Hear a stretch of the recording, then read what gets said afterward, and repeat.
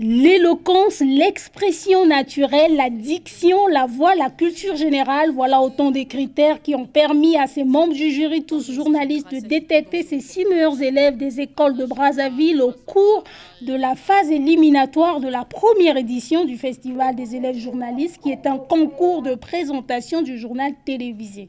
Très heureuse de vous retrouver, mesdames, messieurs, bonjour. 13h, l'heure du journal.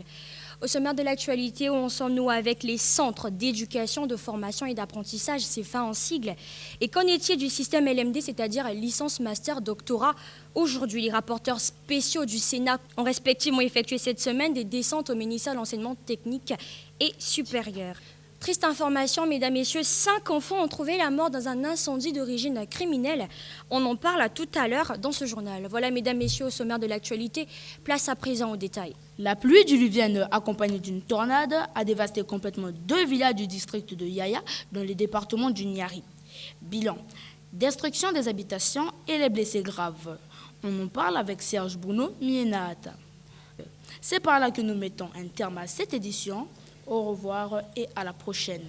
L'autre phase importante de cette compétition a été le couronnement de 11 élèves reconnus meilleurs de leurs écoles respectives, la joie des lauréats. J'ai été ravie d'avoir participé à la compétition. Je suis très contente d'avoir participé à cette aventure.